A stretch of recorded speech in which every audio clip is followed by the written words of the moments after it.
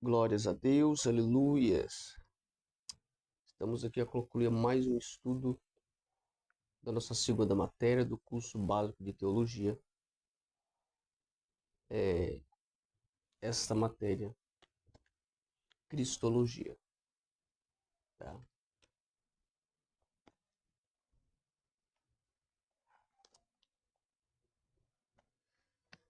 A pré-existência de Cristo. Antes que Abraão existisse, eu sou. João 8:58. Ele é antes de todas as coisas e todas as coisas subsistem por ele. Colossenses capítulo 1, verso 17. O termo pré-existência revela Cristo sendo o princípio de todas as coisas. É o que ele é de fato. Pois a Bíblia nos revela que Cristo é o Alfa e o Ômega, primeiro e o fim.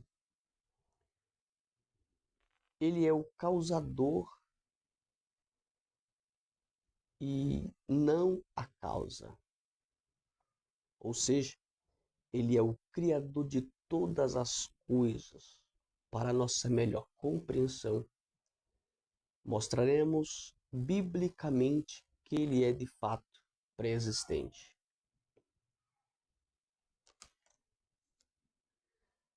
Cristo não veio à existência no seu nascimento através de Maria, sua mãe humana, mas já existia antes que o mundo existisse. João capítulo 17, verso 5. Cristo teve duas naturezas, a humana e a divina. Filipenses capítulo 2, verso 3 até o 11. Na sua natureza humana, Cristo teve mãe, mas não teve pai. Na sua natureza divina, Cristo teve pai, mas não teve mãe.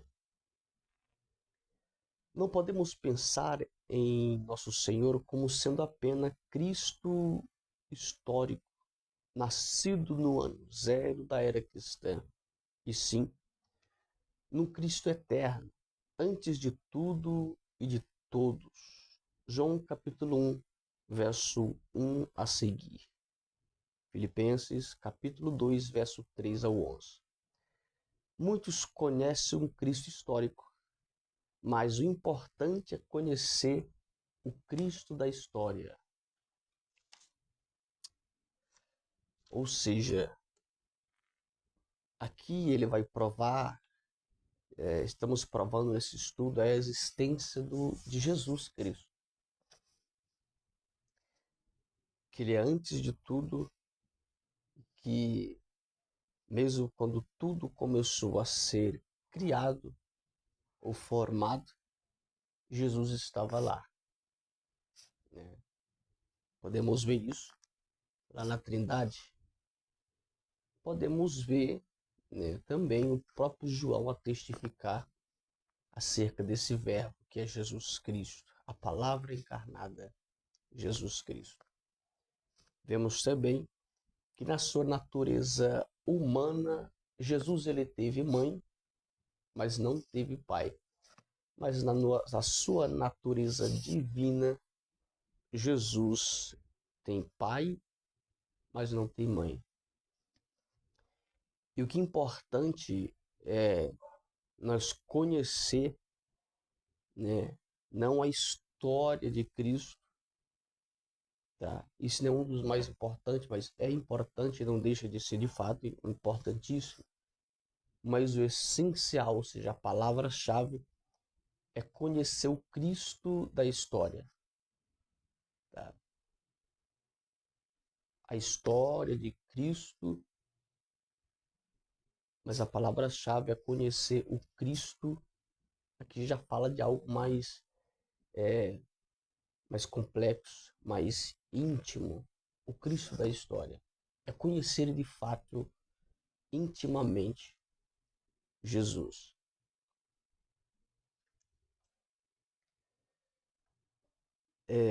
Nós vamos começar o estudo hoje acerca das profecias messiânicas.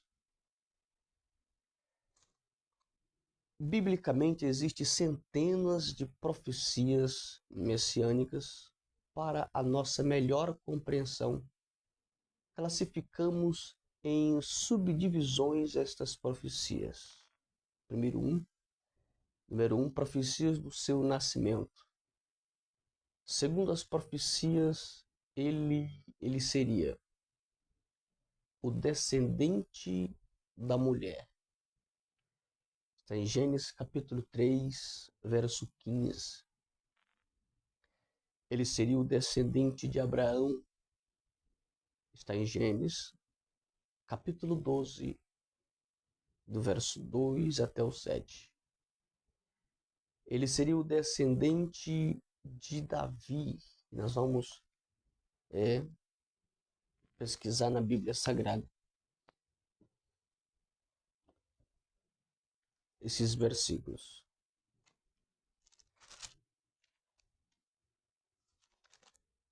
Gênesis capítulo 3, verso 15. E porém inimizade entre ti e a mulher, e entre a tua semente e a sua semente, esta te ferirá a cabeça e tu lhe ferirás o calcanhar. Descendente da mulher. Ele seria o descendente de Abraão. Gênesis capítulo 12.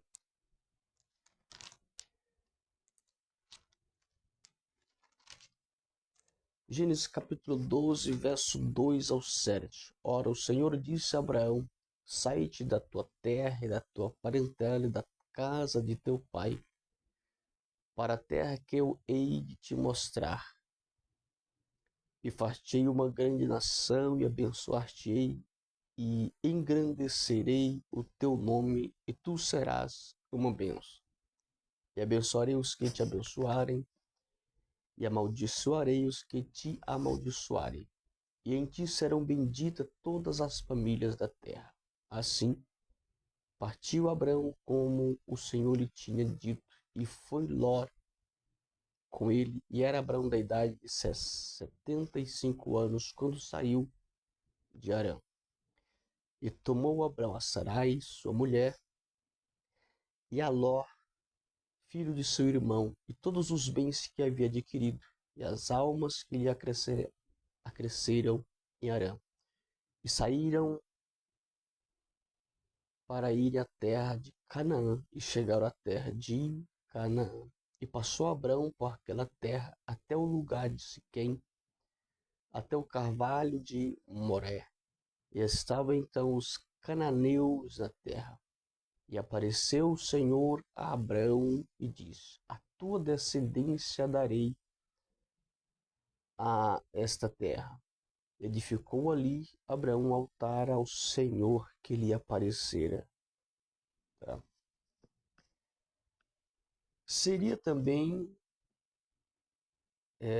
Jesus, descendente de Davi.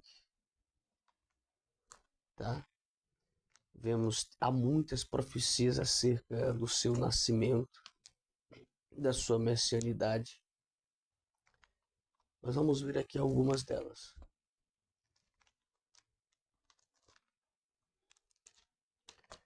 Jeremias, capítulo de número 23, verso 5. 23 de Jeremias, versículo 5, diz assim: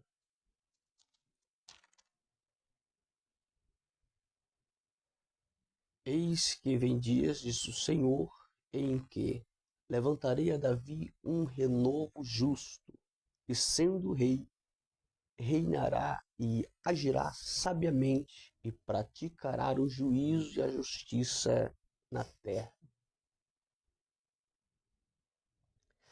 Mais uma profecias acerca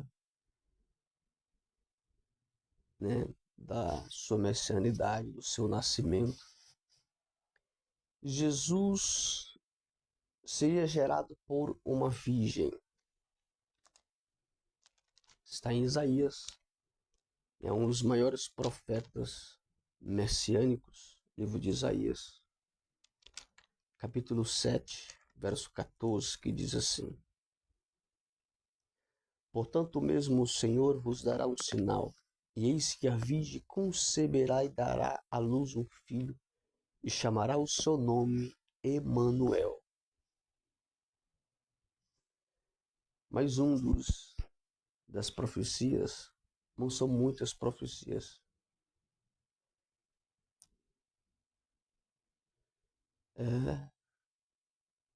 Nós vamos ver aqui também lá para Deuteronômio. Vamos ver Números capítulo 24,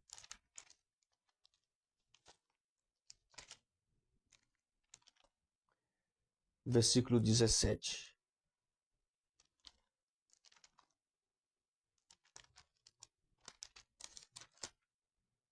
Diz assim: Vê-lo-ei, mas não agora. Contemplá-lo-ei, mas não de perto.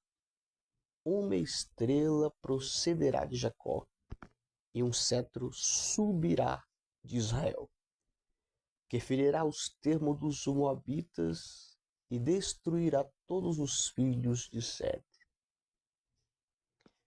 Né? Vamos ver também Deuteronômio capítulo 18. Deuteronômio capítulo 18, verso 18 de Deuteronômio, que diz: Eis lhe suscitarei um profeta no meio de seus irmãos como tu, e porei as minhas palavras na sua boca, e ele lhes falará tudo o que eu lhe ordenar. Jesus também, né, pela profecia do seu nascimento, as profecias messiânicas acerca do nascimento de Cristo, está lá também em Salmos capítulo 2,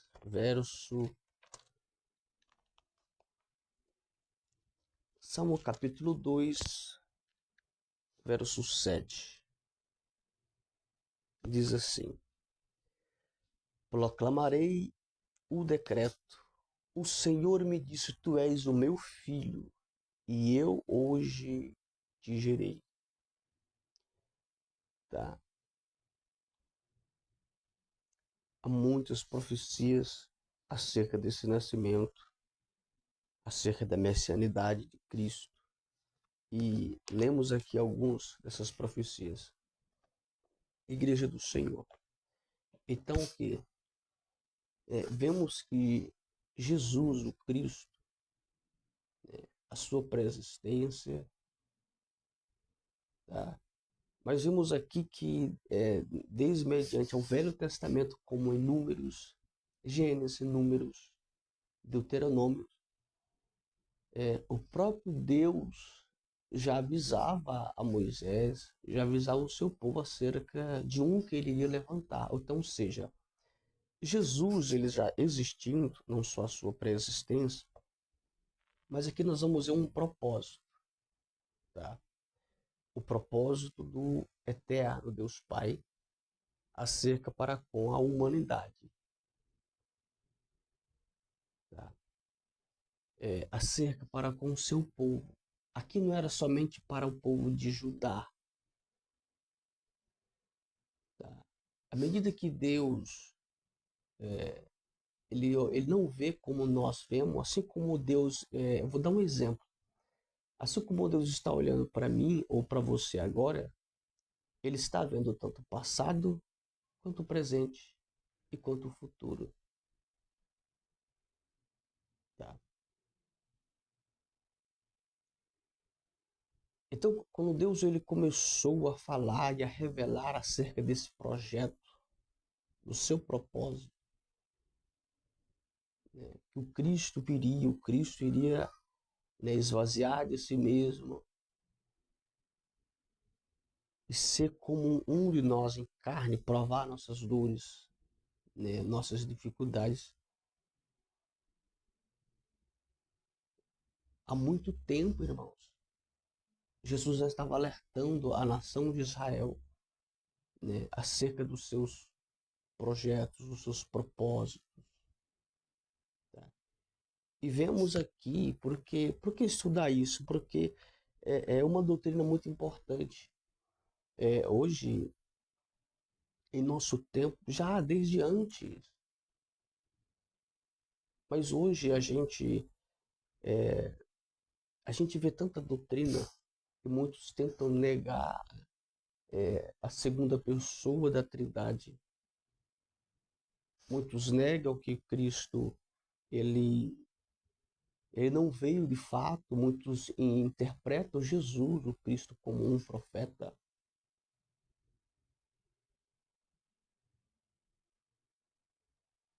Mas mediante alguns versículos que nós vemos concernente o seu nascimento, a messianidade de Cristo, não é a Bíblia contra fatos, não há argumentos. E a Bíblia nos traz as confirmações da sua existência e também do seu projeto que ele viria. Isso aconteceu. Nós vamos estudar também profecias do seu ministério, tá?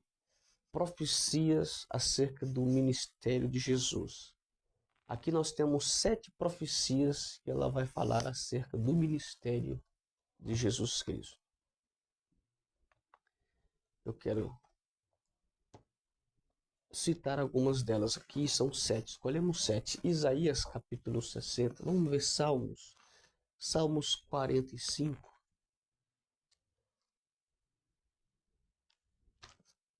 Salmos 45,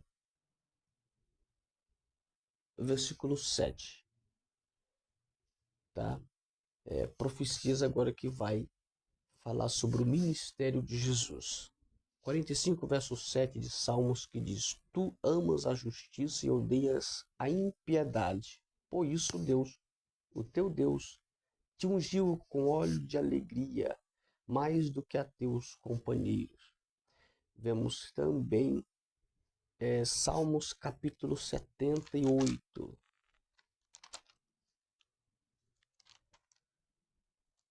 Salmo 78, verso 2, que diz: Abrirei a minha boca numa parábola, falarei enigmas da antiguidade.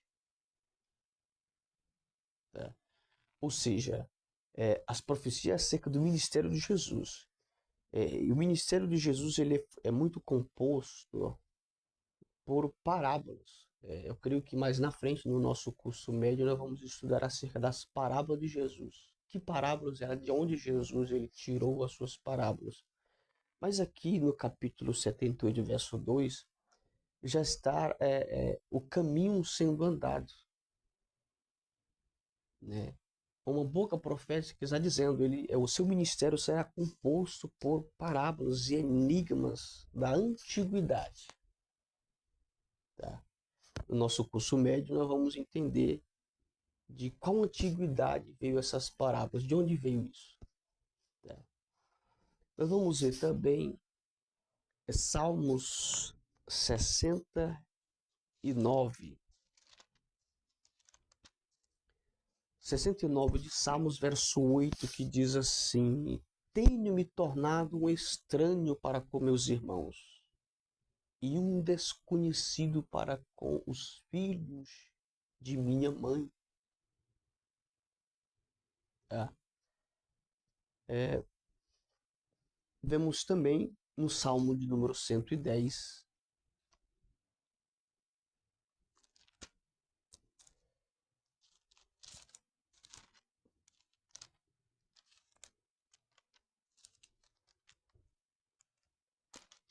Salmo de número 110, versículo 4 ao 5. Jurou o Senhor e não se arrependerá. Tu és um sacerdote eterno, segundo a ordem de Melquisedeque. O Senhor à tua direita ferirá os reis no dia da sua ira. Vamos para Hebreus capítulo 7, da carta ou o livro aos Hebreus.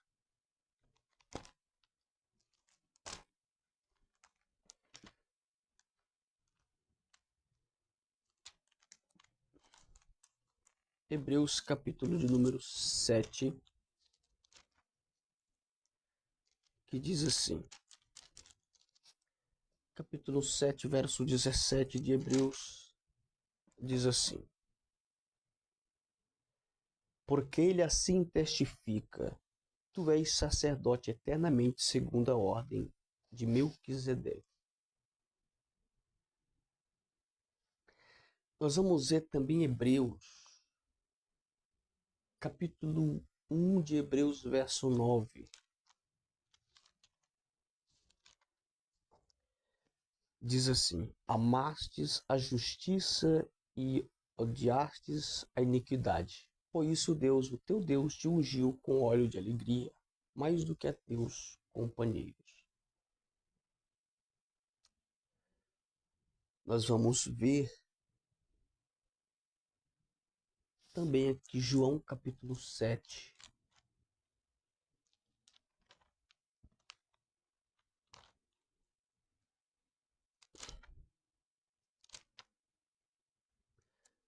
João capítulo 7, no versículo de número 5, diz assim: porque nem mesmo seus irmãos criam nele, né? Acerca do ministério. Veremos também Mateus capítulo 13. Vamos ver Lucas primeiro. Lucas capítulo 4, verso 18 e 19. Lucas 4,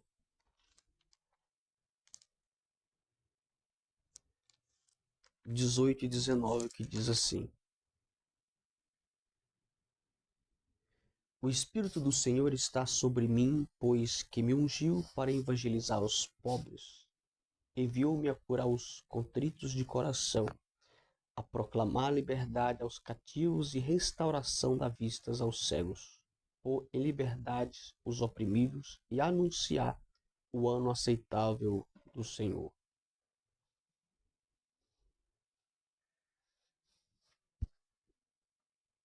Vemos Mateus capítulo 13. Vamos para Mateus 13.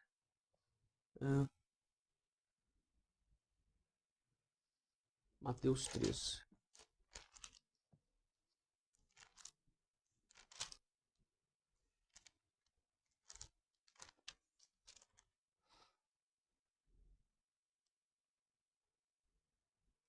Mateus 13, 35 diz assim: para que se cumprisse o que fora dito pelo profeta, que diz: abrirei em parábolas a minha boca, publicarei coisas ocultas desde a fundação do mundo.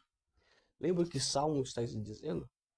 Né? Eu falarei por parábolas e enigmas, né? de tempos antigos. Aqui já Mateus, ele vai dizer, olha, o profeta diz, abrirei em minha boca em parábolas, publicarei coisas ocultas desde a fundação do mundo.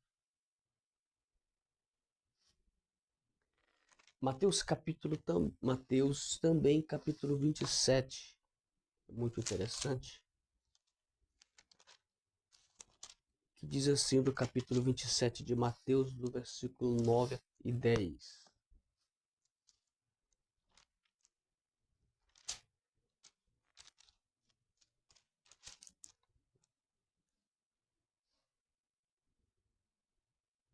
Então se realizou o que fora anunciado pelo profeta Jeremias, que diz: e tomar as 30 moedas de prata, o preço daquele que foi avaliado, qual os filhos de Israel avaliaram, e deram-nas pelo campo do oleiro, segundo o que o Senhor me determinou. Então aqui nós vamos ver também acerca do ministério de Jesus, tá? Que tanto em Velho Testamento, todas as profecias do nascimento, do ministério de Jesus, o ministério árduo, sofredor, de rejeição, tá? Nós veremos, né, aqui se cumprindo. Jesus cumpriu todas essas profecias, se concretizaram na vida de Jesus, tá?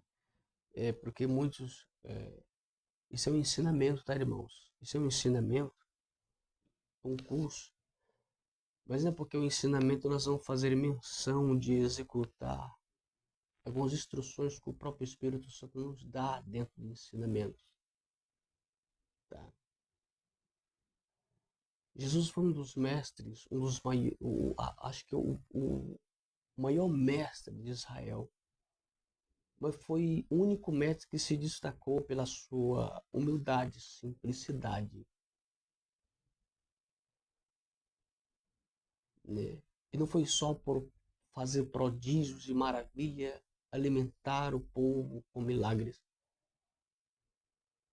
mas os seus ensinamentos tinham uma essência, um poder inefável.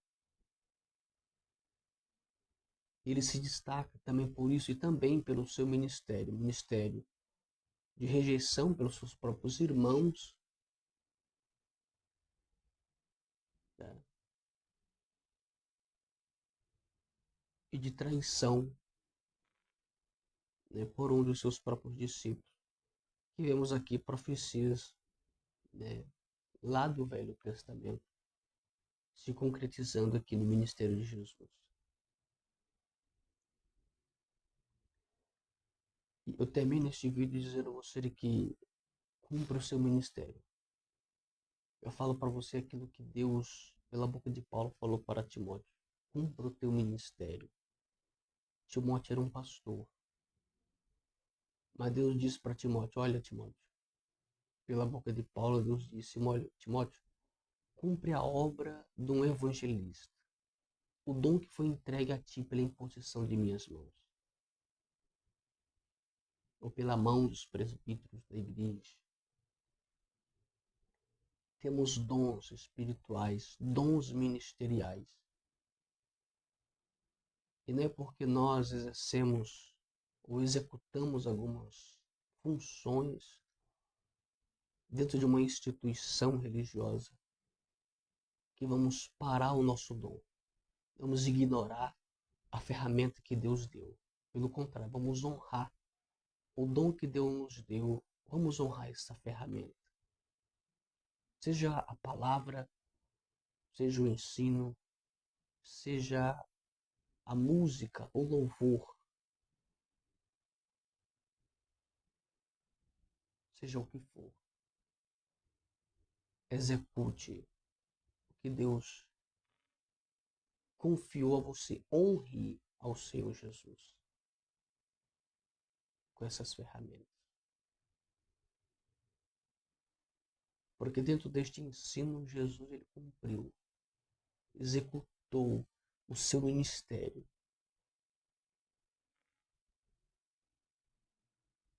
Um ministério muito árduo, dando ensinamento para nós,